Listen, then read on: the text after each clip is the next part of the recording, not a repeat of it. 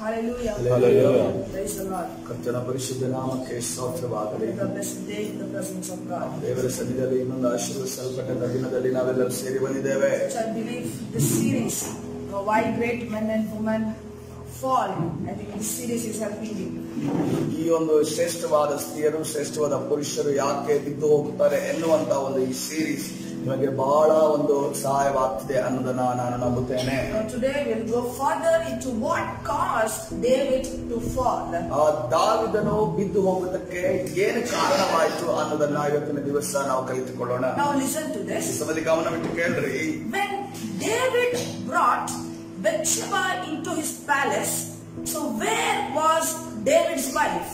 ದಾವೀದನು ಬೆತ್ಷೆಬೆಯನ್ನ ಅರಮನೆಗೆ ತೆಗೆದುಕೊಳ್ಳುವಂತ ಬರುವಂತ ಸಂದರ್ಭದಲ್ಲಿ ಆತನ ಹೆಂಡತಿಯಾದ ಮಿಕಾಲಳು ಎಲ್ಲಿದ್ದಳು? You know, this is the question that should come in our mind. ನಮ್ಮ ಮನಸ್ಸಿನಲ್ಲಿ ಬರಬೇಕಾದ ಪ್ರಶ್ನೆ ಇದಾಗಿದೆ. So if you read in the Bible, ನೀವು ಸತ್ಯವೇದದಲ್ಲಿ ಓದುದಾದ್ರೆ Michal was missing on this scene. ನೀವು ಸತ್ಯವೇದವನ್ನು ಓದಿದ್ರೆ ಮೀಕಾಳು ಆ ಒಂದು ಸ್ಥಳದಲ್ಲಿ ಇರಲಿಲ್ಲ ಅನ್ನೋದನ್ನ ನಾವು She ಗಮನಿಸುತ್ತೇವೆ. is not in the palace. ಆಕೆ ಅರಮನೆಯಲ್ಲಿ ಇರಲಿಲ್ಲ ಎಂದು ನಾವು She ನೋಡ್ತಾ was ಇದ್ದೇವೆ. not in the scene. ಆಕೆ ಆ ಒಂದು ದೃಶ್ಯದಲ್ಲಿ ಸಂದರ್ಭದಲ್ಲಿ ಇರಲಿಲ್ಲ ಎಂದು ನಾವು ನೋಡ್ತೇವೆ. David's men, they were at war. ಆ ದಾವೀದನ ಸೈನಿಕರು ಆತನ ಜೊತೆ ಇರುವಂತ ಸೈನ್ಯದಲ್ಲಿ ಇದ್ದಂತ ಜನರು ಅವರು ಯುದ್ಧಕ್ಕೆ ಹೋಗಿದ್ದರು. They were in the battlefield. ಅವರು ಯುದ್ಧದಲ್ಲಿ ತೊಡಗಿದ್ದರು. So David was in his palace. ದಾವೀದನು ಆತನು ಅರಮನೆಯಲ್ಲಿದ್ದನು. Now even the Michal, David's wife, matter is not mentioned in this picture, in this scene. ದಾವೀದನ ಹೆಂಡತಿ ಮೀಕಾಳು ಕೂಡ ಈ ಒಂದು ಸಂದರ್ಭದಲ್ಲಿ ನಾವು ಆಕೆ ಹೆಸರನ್ನು ನಾವು ನೋಡ್ತಾ ಇಲ್ಲ. That means his wife is absent in the palace. ಅದರ ಅರ್ಥ ಏನಂತಂದ್ರೆ ಆತನ ಹೆಂಡತಿ ಆ ಒಂದು ಅರಮನೆ ಇರಲಿಲ್ಲ ಎಂದು ಅರ್ಥ. So what we can understand? ನಾವೇನೆಲ್ಲ ಅರ್ಥ ಮಾಡಿಕೊಳ್ಳಬಹುದು? David was in the wrong place. ದಾವೀದನು ಒಂದು ತಪ್ಪಾದ ಸ್ಥಳದಲ್ಲಿ He ಇದ್ದನು. was in the wrong time. ಅದೇ ರೀತಿಯಲ್ಲಿ ತಪ್ಪಾದ ಸಮಯದಲ್ಲಿ He was ಇದ್ದನು. in the wrong setting. ಅದೇ ರೀತಿಯಲ್ಲಿ ತಪ್ಪಾದ ಒಂದು ಕ್ರಮದಲ್ಲಿ ಆತನ He ಇದ್ದನು. was with the wrong people. ಅದರ ತಪ್ಪಾದ ಜನರ ಜೊತೆ ಇದ್ದನೆಂದು ನಾವು He ನೋಡ್ತಾ was with ಇದ್ದೇವೆ. the wrong person. ಅದರ ಅರ್ಥ ಏನಂದ್ರೆ ತಪ್ಪಾದ ವ್ಯಕ್ತಿಯ ಜೊತೆ ಆತನ ಇದ್ದನು. Being alone ನಾವು ಒಬ್ಬರಾಗಿರುವುದು with the opposite gender. ನಮ್ಮ ವಿರುದ್ಧವಾದ ಲಿಂಗಿಗಳ ಜೊತೆ ಅಂದರೆ ಗಂಡು ಹೆಣ್ಣಿನ ಜೊತೆ ಹೆಣ್ಣು ಗಂಡಿನ ಜೊತೆ ಒಬ್ಬರಾಗಿ ನಾವು ಒಂಟಿಯಾಗಿರುವುದು It is very dangerous. ಅದು ಬಹಳ ಒಂದು ಅಪಾಯಕಾರಿಯಾಗಿದೆ. Just now listen to this. ಈ ಸಮಯದಲ್ಲಿ ಗಮನವಿಟ್ಟು ಕೇಳ್ರಿ. One boundary that can really protect your marriages. ನಮ್ಮ ಮದುವೆಯನ್ನ ಒಂದು ಸೀಮೆ ಅಥವಾ ಒಂದು ಮಿತಿ ಕಾಪಾಡುವಂತದ್ದು ಯಾವುದೆಂದು ನೋಡುವಾಗ Not being alone with the opposite gender. ನಮಗೆ ಗುರ್ತು ಇರದಂತ ಅಥವಾ ಕನೆಕ್ಟ್ ಇರದಂತಹ ಒಂದು ವಿರೋಧವಾದ ಲಿಂಗ ಅಥವಾ ಹೆಣ್ಣು ಗಂಡಿನ ಜೊತೆ ಗಂಡು ಹೆಣ್ಣಿನ ಜೊತೆ ಒಂಟಿಗರಾಗಿರುವುದು ಬಹಳ ಅಪಾಯಕಾರಿಯಾಗಿದೆ. So you should avoid being alone with the opposite gender. ನಾವು ವಿರೋಧವಾದ ಲಿಂಗಿಗಳ ಜೊತೆ ನಾವು ಇರುವುದನ್ನ ಒಂಟಿಯಾಗಿರುವುದನ್ನ ನಾವು ತಪ್ಪಿಸಿಕೊಳ್ಳಬೇಕು. Just maybe this is not possible every time. ಎಲ್ಲ ಸಮಯದಲ್ಲಿ ಇದು ಸಾಧ್ಯವಿಲ್ಲ ನಾನು ಅಂದುಕೊಳ್ತೇನೆ. But we have to make it a try and make it a first priority. ಆದರೆ ನಾವು ಇದನ್ನ ಸಾಧ್ಯವಾಗುವಂತೆ ಮಾಡುವುದಕ್ಕೆ ಪ್ರಯತ್ನ ಪಡಬೇಕು ಮತ್ತು ಅದೇ ರೀತಿಯಲ್ಲಿ ಇದನ್ನ ನಾವು ಮೊದಲನೇ ಸ್ಥಾನ ಅಂದರೆ ಒಂದು ಪ್ರಾಮುಖ್ಯತೆಯನ್ನ ಕೊಡಬೇಕು. Because we are believers. ಯಾಕಂದ್ರೆ ನಾವು ವಿಶ್ವಾಸಿಗಳಾಗಿರೋದ್ರಿಂದ Many times we share the gospel. ಅನೇಕ ಬಾರಿ ನಾವು ಸುವಾರ್ತೆಯನ್ನು ಸಾರುತ್ತೇವೆ. We might have to get to counsel the people. ನಾವು ಜನರನ್ನ ಕೌನ್ಸಿಲ್ ಸಮಾಲೋಚನೆ ಮಾಡುವಂತ ಅವಕಾಶ ನಮಗೆ ದೊರೆಯಬಹುದು. You never counsel a person with the opposite gender when you are alone. ಯಾವುದೇ ಕಾರಣಕ್ಕೂ ನೀವು ಒಬ್ಬಂಟಿಗಾರಾಗಿ ಇರುವಂತ ಸಂದರ್ಭದಲ್ಲಿ ನೀವು ವಿರೋಧವಾದ ಲಿಂಗ ಅಂದ್ರೆ ಗಂಡು ಹೆಣ್ಣು ಗಂಡುವಿಗೆ ಆ ಒಬ್ಬಂಟಿಗರಾಗಿ ಯಾವುದೇ ಸಮಾಲೋಚನೆ ಕೊಡಬೇಡ್ರಿ. See what happens during the counseling session. ಈ ಸಮಾಲೋಚನೆಯ ಒಂದು ಸಮಯದಲ್ಲಿ ಏನ್ ನಡೀತಿದೆ ಎಂದು ನೋಡುವಾಗ many intimate things, life things will be shared between each other. ಅನೇಕ ರಹಸ್ಯವಾದ ಕುಟುಂಬದ ರಹಸ್ಯ ವೈಯಕ್ತಿಕ ರಹಸ್ಯಗಳನ್ನ ಅಲ್ಲಿ ಹಂಚಿಕೊಳ್ಳಲಾಗುತ್ತದೆ. It all starts with sympathizing the person who is with the trouble. ಪ್ರಾರಂಭದಲ್ಲಿ ಕಷ್ಟದಲ್ಲಿ ನೋವಿನಲ್ಲಿ ಇರುವಂತಹ ವ್ಯಕ್ತಿಗಳ ಕಥೆಯನ್ನ ಕೇಳುವಾಗ ನಮಗೆ ಕರುಣೆ ಕನಿಕರಗಳು ಉಂಟಾಗುತ್ತವೆ. Later it will end up in a mess. ಆದರೆ ಅದು ಕೊನೆಗೆ ಅದು ಬಹಳ ಒಂದು ದುರಂತದಲ್ಲಿ ಕೊನೆಯಾಗುತ್ತದೆ. What did God say in the beginning? ದೇವರು ಆದಿಯಲ್ಲಿ ಏನನ್ನ ಹೇಳಿದ್ದಾನೆ? So if you can read in Genesis chapter 2 verse number 18. ಆದಿಕಾಂಡ 2ನೇ ಅಧ್ಯಾಯ 18ನೇ ವಚನವನ್ನು ನೋಡುವುದಾದರೆ The Lord God said it is not good for the man to be alone. I will make a helper suitable for him. ಯೆಹೋವ ದೇವರು ಮನುಷ್ಯನು ಒಂಟಿಗನಾಗಿರುವುದು ಒಳ್ಳೆಯದಲ್ಲ, ಅವನಿಗೆ ಸರಿ ಬೀಳುವ ಸಹಕಾರಿಯನ್ನು ಉಂಟು ಮಾಡುವೆನು ಅಂದನು. So God said, ದೇವರು ಈ ರೀತಿಯಲ್ಲಿ ಹೇಳಿದನು, it is not good for the man to be alone. ಒಬ್ಬ ಮನುಷ್ಯನು ಒಂಟಿಗನಾಗಿರುವುದು ಒಳ್ಳೆಯದಲ್ಲ ಅನ್ನೋದನ್ನು ದೇವರು ಆಲೋಚಿಸಿದನು. I am not saying this. ನಾನಿದನ್ನು ಹೇಳ್ತಾ ಇಲ್ಲ, The pastor is not saying this. ಸೇವಕರು ಇದನ್ನು ಹೇಳ್ತಾ ಇಲ್ಲ, Prophet is not saying this. ಪ್ರವಾದಿ ಇದನ್ನು ಹೇಳ್ತಾ ಇಲ್ಲ. It is God who said in the beginning. ದೇವರು ತಾನೇ ಆದಿಯಲ್ಲಿ ಈ ವಿಚಾರ ಹೇಳಿದರೆಂದು ನಾವು It ನೋಡ್ತಾ is ಇದ್ದೇವೆ. not good for the man to be alone. ಒಬ್ಬ ಮನುಷ್ಯನು ಒಂಟಿಗನಾಗಿರುವುದು ಒಳ್ಳೆಯದಲ್ಲ ಅನ್ನೋದನ್ನು ಹೇಳಿದನು. Hallelujah. So the Bible says, ಸತ್ಯವೇದ ಈ ರೀತಿಯಲ್ಲಿ ಹೇಳ್ತಾ ಇದೆ. Ecclesiastes chapter 4 verse number 9. ಪ್ರಸಂಗಿ 4ನೇ ಅಧ್ಯಾಯ 9ನೇ ವಚನ. Two are better than one because they have a good reward for their toil. ಒಬ್ಬರಿಗಿಂತ ಇಬ್ಬರು ಲೇಸು, ಅವರ ಪ್ರಯಾಸಕ್ಕೆ ಒಳ್ಳೆಯ ಲಾಭ ಎಂದು ನಾವು ನೋಡ್ತಾ ಇದ್ದೇವೆ. Hallelujah. First the Bible says, ಮೊದಲನೇದಾಗಿ ಸತ್ಯವೇದ ಈ ರೀತಿಯಲ್ಲಿ it is ಹೇಳ್ತಾ not ಇದೆ. good for the man to be alone. ಒಬ್ಬ ಮನುಷ್ಯನು ಒಂಟಿಗನಾಗಿರೋದು ಒಳ್ಳೆಯದಲ್ಲ. Next you read, two are better than one. ಎರಡದಾಗಿ ನೋಡುವಾಗ ಒಬ್ಬನಿಗಿಂತ ಇಬ್ಬರು ಲೇಸು ಎಂದು ಬರೆಯಲ್ಪಟ್ಟಿದೆ. And the Bible says, ಸತ್ಯವೇದ ಈ ರೀತಿಯಲ್ಲಿ ಹೇಳ್ತಾ ಇದೆ. where two or three are gathered in my name, I am there. ಎಲ್ಲಿ ಇಬ್ಬರು ಅಥವಾ ಮೂವರು ನನ್ನ ನಾಮದಲ್ಲಿ ಸೇರಿ ಬರ್ತಾರೋ ಅವರ ಮಧ್ಯದಲ್ಲಿ ನಾನು ಇದ್ದೇನೆ ಎಂಬುದನ್ನು ಹೇಳಿದ್ದಾನೆ. Hallelujah. The Bible doesn't say where there is one or two, but it says two or three.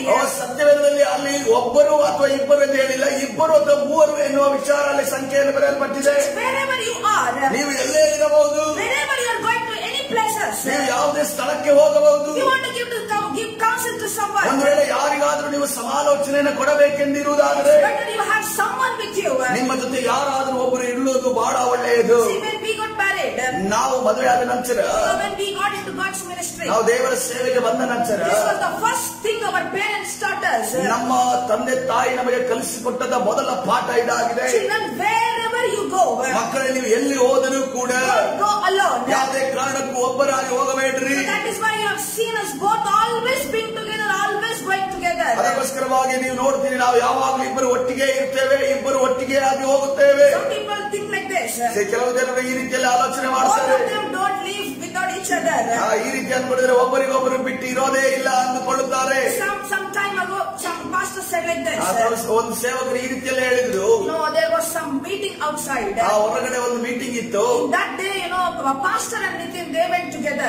ಆ ದಿವಸ ಸೇವಕ ಅಂಕಲ್ ಮತ್ತು ನಾನು ಇಬ್ಬರು ಒಟ್ಟಿಗೆ ಹೋಗಿದ್ದೆವು. I was not there. ನಾನು ಪ್ರಿಯಾಂಕ ಇರಲಿಲ್ಲ. That day, some pastor noticed that I was not with Nitin. ಆ ದಿವಸ ಒಬ್ಬ ಸೇವಕರು ಅದನ್ನ ಕಂಡು ಹಿಡಿದು ಪ್ರಿಯಾಂಕ ಇವರ ಜೊತೆ ಇಲ್ವಲ್ಲ ಅನ್ನೋದನ್ನ ಕಂಡು ಹಿಡಿದರು. That pastor said to Nitin, ಆ ಸೇವಕರು ಈ ರೀತಿಯಲ್ಲಿ ಹೇಳ್ತಾರೆ, all these years, ಈ ಎಲ್ಲಾ ವರ್ಷಗಳಲ್ಲಿ the first time I am seeing you without Priyanka with you. ಮೊದಲನೇ ಬಾರಿ ನಿಮ್ಮ ಜೊತೆ ಪ್ರಿಯಾಂಕ ಇಲ್ಲದೆ ಇರುವುದನ್ನು ನಾನು ನೋಡ್ತಾ ಇದ್ದೇನೆ. Praise the Lord. ಅದರ ಪರಿಶುದ್ಧ ನಾಮಕ್ಕೆ So why ಸ್ತೋತ್ರವಾಗಲಿ. am I telling you this? ಯಾಕೆ ಇದನ್ನು ನಾನು ನಿಮಗೆ ಹೇಳ್ತಾ ಇದ್ದೇನೆ? Always you should be together. ಯಾವಾಗಲೂ ಕೂಡ ನೀವು ಒಟ್ಟಿಗೆ ಇರ್ರಿ. The husband and wife. ಗಂಡ ಹೆಂಡತಿ ಯಾವಾಗಲೂ. See, if you are giving a counsel, a woman to a woman, that's fine. ಒಂದು ವೇಳೆ ಸ್ತ್ರೀಗೆ ಒಂದು ಸಮಾಲೋಚನೆ ಕೊಡೋದಾದ್ರೆ ಅದು ವಿಷಯ ಇಲ್ಲ, ಅದು ದೊಡ್ಡ ಕಾರ್ಯವಲ್ಲ. If a man giving counsel to a man, that's fine. ಒಬ್ಬ ಗಂಡಸರಿಗೆ ಒಂಟಿಯಾಗಿ ಸಮಾಲೋಚನೆ ಕೊಡ್ತಿದ್ದಾರೆ, ಅದು ದೊಡ್ಡ I'm ಕಾರ್ಯವಾಗುವುದಿಲ್ಲ. talking about when you are going to house visits. ನಾನು ಹೇಳ್ತಾ ಇದ್ದೀನಿ, ನೀವು ಹೌಸ್ ವಿಸಿಟ್ ಅಂದ್ರೆ ಮನೆಗೆ ವಿಸಿಟ್ ಕೊಡುವಂತೆ ಹೋಗುವಂತ ಸಂದರ್ಭದಲ್ಲಿ It's better you have someone with you. ನಿಮ್ಮ ಜೊತೆ ಯಾರಾದ್ರೂ ಜೊತೆಯಾಗಿರುವುದು ಬಹಳ See, ಒಳ್ಳೆಯದು. David, as a married man, ದಾವಿದನು ಒಬ್ಬ ಮದುವೆ ಆಗಿರುವಂತಹ ಮನುಷ್ಯನಾಗಿ should have kept his wife very close to him. ಆತನು ತನ್ನ ಹೆಂಡತಿಯನ್ನು ಬಹಳ ಹತ್ತಿರವಾಗಿ ಇಟ್ಟುಕೊಳ್ಳಬೇಕಿತ್ತು. In so doing in David's life, ಆತನ ಜೀವಿತದಲ್ಲಿ ದಾವಿದನ ಆ ಒಂದು ಕಾರ್ಯವನ್ನು ಮಾಡಿದ ನಿಮಿತ್ತವಾಗಿ if he had done this, ಒಂದು ವೇಳೆ ಈ ರೀತಿಯಲ್ಲಿ ತನ್ನ ಹೆಂಡತಿಯನ್ನು ತನ್ನ ಜೊತೆ ಇದ್ದೇ ಆತನು he ಜೀವಿಸುತ್ತಿದ್ದರೆ could have definitely avoided the pitfall. ಈ ಒಂದು ಗುಂಡಿಯಲ್ಲಿ ಬೀಳುವುದಕ್ಕಿಂತ ಆತನು ತಪ್ಪಿಸಿಕೊಳ್ಳಬಹುದಿತ್ತು. Open your Bibles to Genesis chapter 3 verse number 1. ಆದಿಕಾಂಡ 3ನೇ ಅಧ್ಯಾಯ 1ನೇ ವಚನವನ್ನು ನಿಮ್ಮ ಸತ್ಯವೇದವನ್ನು ತಿರುಗಿಸಿ. Genesis chapter 3 verse number 1. ಆದಿಕಾಂಡ 3ನೇ ಅಧ್ಯಾಯ 1ನೇ ವಚನ. Now the serpent was more cunning than any beast of the field which the Lord God had made. And he said to the woman, as God indeed said, you shall not eat of every tree of the garden. ಯೆಹೋವ ದೇವರು ಉಂಟು ಮಾಡಿದ ಎಲ್ಲಾ ಜಂತುಗಳಲ್ಲಿ ಸರ್ಪವು ಯುಕ್ತಿ ಉಳ್ಳದ್ದಾಗಿದ್ದು ಅದು ಸ್ತ್ರೀಯ ಬಳಿಗೆ ಬಂದು, ಏನವ್ವ, ತೋಟದಲ್ಲಿರುವ ಯಾವ ಮರದ ಹಣ್ಣನ್ನು ನೀವು ತಿನ್ನಬಾರದೆಂದು ದೇವರು ಅಪ್ಪಣೆ ಕೊಟ್ಟಿರುವುದು ನಿಜವೋ ಎಂದು ಹೇಳಿದನು. ಎಂದು ಹೇಳಿದನು. In this Bible, ಈ ಒಂದು ಸತ್ಯವೇದದಲ್ಲಿ, in this scripture, ಈ ಒಂದು ವಾಕ್ಯದಲ್ಲಿ, see, many the Bible scholars believe that ಅನೇಕ ಈ ಸತ್ಯವೇದ ಅಧ್ಯಯನ ಮಾಡುವಂತ ಶಾಸ್ತ್ರಿಗಳು ಈ ರೀತಿಯಲ್ಲಿ ನಂಬುತ್ತಾರೆ. Eve was all alone with the serpent when she was tempted to eat the fruit. ಅವಳು ಆಕೆ ಆ ಒಂದು ಮರದ ಹಣ್ಣನ್ನ ತಿನ್ನುವಂತ ಸಂದರ್ಭದಲ್ಲಿ ಅಥವಾ ಆ ಮರದ ಹಣ್ಣನ್ನ ತಿನ್ನುವುದಕ್ಕೆ ಪ್ರೇರೇಪಿಸುವಂತ ಸಂದರ್ಭದಲ್ಲಿ ಅವಳು ಒಬ್ಬಂಟಿಗಳಾಗಿದ್ದಳು ಅನ್ನೋದನ್ನ ಸತ್ಯವೇದ ಅಧ್ಯಯನ ಮಾಡುವ ಶಾಸ್ತ್ರಿಗಳು ಹೇಳ್ತಾರೆ. She was all alone with the serpent when the serpent came to tempt her. ಆಕೆಯನ್ನ ಸೈತಾನನು ಆ ಒಂದು ಹಣ್ಣನ್ನು ತಿನ್ನುವುದಕ್ಕೆ ಪ್ರೇರೇಪಿಸುವಂತ ಸಂದರ್ಭದಲ್ಲಿ ಅವಳು ಒಬ್ಬಂಟಿಗಳಾಗಿದ್ದಳು ಎನ್ನುವುದನ್ನು ನಾವು ನೋಡ್ತೇವೆ. I think ನಾನು ನಂಬುತ್ತೇನೆ, Adam was with Eve, ಒಂದು ವೇಳೆ ಆದಾಮನು ಅವಳ ಜೊತೆ ಆ ಸಮಯದಲ್ಲಿ ಇರುತ್ತಿದ್ದರೆ it would have been a different story. ಅದು ಬೇರೆ ರೀತಿಯ ಕಥೆಯೇ ಆಗುತ್ತಿತ್ತು. The chapter 3 what you read in Genesis would have been a different story. ಆದಿಕಾಂಡ 3ನೇ ಅಧ್ಯಾಯದಲ್ಲಿ ನೀವೇನು ಓದುತ್ತೀರಿ ಆ ಒಂದು ಕಥೆನೇ ಬೇರೆ ರೀತಿಯಲ್ಲಿ ಆಗುತ್ತಿತ್ತು. That means we can understand Eve was in a wrong setting. ಯಾಕಂದ್ರೆ ಅವಳು ಆ ಒಂದು ಬೇರೆ ಕ್ರಮದಲ್ಲಿ ಆಕೆ ನಿಂತಿದ್ದಳು ಅನ್ನೋದನ್ನ ನಾವು ಇಲ್ಲಿ Let's talk ಗಮನಿಸಬಹುದು. about Joseph. ಯೋಸೇಫರ ವಿಚಾರವಾಗಿ ಮಾತನಾಡೋಣ. Why did Joseph landed in jail? ಯೋಸೇಫನು ಯಾಕೆ ಜೈಲಿನಲ್ಲಿ ತನ್ನ ಜೀವಿತವನ್ನ ಅಲ್ಲಿ ಕೊನೆಗೊಳಿಸಿದನು? ಅಲ್ಲಿ ಆ ಸಂದರ್ಭದಲ್ಲಿ Righteous young man. ಆತನು ಒಬ್ಬ ನೀತಿವಂತ ಮನುಷ್ಯನಾಗಿದ್ದನು. He was the son of Jacob. ಆತನು ಯಾಕೋಬನ ಮಗನಾಗಿದ್ದನು. But still, why did he landed in jail or ended up in jail? ಆದರೂ ಕೂಡ ಯಾಕೋಬನು ಈ ಯೋಸೇಫನು ತನ್ನ ಒಂದು ಮಧ್ಯ ವಯಸ್ಸಿನಲ್ಲಿ ಆ ಒಂದು ಜೈಲಿನಲ್ಲಿ ಆ ಒಂದು ಕಾರಾಗದಲ್ಲಿ ಯಾಕೆ ಕೊನೆಗೊಳಿಸಿದನು? Let me explain this. ಈ ಸಮಯದಲ್ಲಿ ನಿಮಗೆ ನಾನು ವಿವರಣೆ ಮಾಡುತ್ತೇನೆ. Bible says ಸತ್ಯವೇದ ಈ ರೀತಿಯಲ್ಲಿ ಹೇಳ್ತಾರೆ, Joseph was a handsome man. ಯೋಸೇಫನು ಒಬ್ಬ ಸೌಂದರ್ಯವುಳ್ಳಂತಹ ಮನುಷ್ಯನಾಗಿದ್ದನು. He was severely tempted by a woman every day. ಪ್ರತಿದಿನವೂ ಕೂಡ ಆ ಸ್ತ್ರೀಯಿಂದ ಆತನು ಸಂಗಮಕ್ಕೋಸ್ಕರವಾಗಿ ಪ್ರೇರೇಪಿಸಲ್ಪಡುತ್ತಿದ್ದನು. See, what was Potiphar's house for Joseph? ಪೋಟಿಫರನ ಮನೆ ಯೋಸೇಫನಿಗೆ It ಯಾವುದಾಗಿತ್ತು? was a working place for Joseph. ಯೋಸೇಫನಿಗೆ ಅದು ಕೆಲಸ ಮಾಡುವಂತಹ ಸ್ಥಳವಾಗಿತ್ತು. So what do we learn from this? ಇದರಿಂದ ನಾವು ಏನನ್ನ ಕಲಿತಾ ಇದ್ದೇವೆ? Church, at your workplaces, ಸಭೆ ನಿಮ್ಮ ಕೆಲಸ ಮಾಡುವಂತಹ ಜಾಗದಲ್ಲಿ there are many attractions around you. ನಿಮ್ಮ ಸುತ್ತಲೂ ಅನೇಕ ಆಕರ್ಷಣೆಗಳಿರಬಹುದು. You might be tempted every day. ಪ್ರತಿದಿನವೂ ಕೂಡ ನೀವು ಆ ಒಂದು ಪಾಪದ ಪ್ರೇರೇಪಣೆಗೆ ಒಳಗಾಗಬಹುದು. In such cases, ಅಂತ ಒಂದು ಸ್ಥಳದಲ್ಲಿ ಕೂಡ running is not enough. ಓಡೋಗುವುದು ಮಾತ್ರವೇ ಅಲ್ಲ, ಎಲ್ಲ ಕುತ್ತಿಗೆಗೆ ಬಂದಾಗ, but we have to need something before that. ಅದಕ್ಕಿಂತ ಮುಂಚಿತವಾಗಿ ನಮಗೊಂದು ಜ್ಞಾನ ಇರಬೇಕು, ವಿವೇಕ ಇರಬೇಕು. Let's read from the Bible. ನಾವು ಸತ್ಯವೇದದಿಂದ ಓದಿಕೊಳ್ಳೋಣ. Genesis chapter 39 verse number 10 and 11. ಆದಿಕಾಂಡ 39ನೇ ಅಧ್ಯಾಯ 10ರಿಂದ 11 ವಚನಗಳು. Let's read the words. ಈ ಸಮಯದ ವಾಕ್ಯವನ್ನು ಓದಿಕೊಳ್ಳೋಣ. She kept putting pressure on Joseph day after day, but he refused to sleep with her, and he kept rid of her as much as possible. ಆಕೆ ಯೋಸೇಫನ ಸಂಗಡ ಪ್ರತಿದಿನವೂ ಈ ಮಾತನ್ನು ಆಡಿದಾಗಿಯೂ ಅವನು ಅದಕ್ಕೆ ಕಿವಿಗೊಡದೆ ಆಕೆಯಲ್ಲಿ ಸಂಗಮ ಮಾಡುವುದಕ್ಕಾಗಲಿ ಆಕೆಯ ಬಳಿ ಇರುವುದಕ್ಕಾಗಲಿ ಒಪ್ಪಿಕೊಳ್ಳಲೇ ಇಲ್ಲ. Verse number 11 is very important. 11ನೇ ವಚನ ಪ್ರಾಮುಖ್ಯವುಳ್ಳ ವಿಚಾರವಾಗಿದೆ. But one day, ಆದರೆ ಈಗಿರಲು ಒಂದು ದಿನ when no one else was around and he was about the house doing his work, she literally grabbed him. ಒಂದು ದಿನ ಅವನು ತನ್ನ ಕೆಲಸದ ಮೇಲೆ ಮನೆಗೆ ಬಂದಾಗ ಮನೆಯವರಲ್ಲಿ ಯಾರು ಒಳಗೆ ಇಲ್ಲದಿರುವಲ್ಲಿ ಆಕೆ ಆತನನ್ನ ಎಳೆದುಕೊಂಡಳು.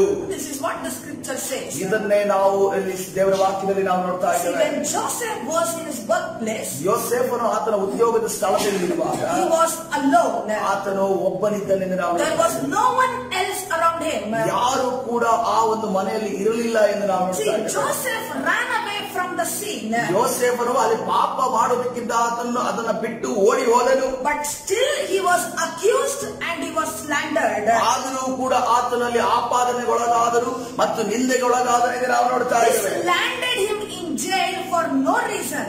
ಇದು ಆತನನ್ನ ಯಾವುದೇ ಕಾರಣವಿಲ್ಲದೆ ಆತನನ್ನ ಕಾರಾಗೃಹಕ್ಕೆ ಆತನನ್ನ ಬೀಳುವಂತೆ ಮಾಡಿತು. If Joseph was careful not to be alone in that time, ಆ ಒಂದು ಸಮಯದಲ್ಲಿ ನಾನು ಒಂಟಿಗನಾಗಿ ಈ ಮನೆಯಲ್ಲಿ ಇರಬಾರದು ಎನ್ನುವಂತ ಆಲೋಚನೆ ಯೋಸೇಫನಿಗೆ ಎಚ್ಚರ ಇರುವುದಿದ್ದರೆ he would have avoided many pain and heartaches and he would have not landed in jail. ಆತನು ಕಾರಾಗೃಹಕ್ಕೆ ಬೀಳುತ್ತಿರಲಿಲ್ಲ. ಅನೇಕ ನೋವು ಬೇನೆಗಳಿಂದ ಆತನು ಹಾದು ಹೋಗುತ್ತಿರಲಿಲ್ಲ. Just why great men and women fall. ಯಾಕೆ ಶ್ರೇಷ್ಠ ಮನುಷ್ಯರು ಶ್ರೇಷ್ಠ ಪುರುಷರು ಸ್ತ್ರೀಯರು ಬಿದ್ದು ಹೋಗುತ್ತಾರೆ? Another reason, ಇನ್ನೊಂದು ಕಾರಣ ನೋಡುವಾಗ being alone with the opposite gender.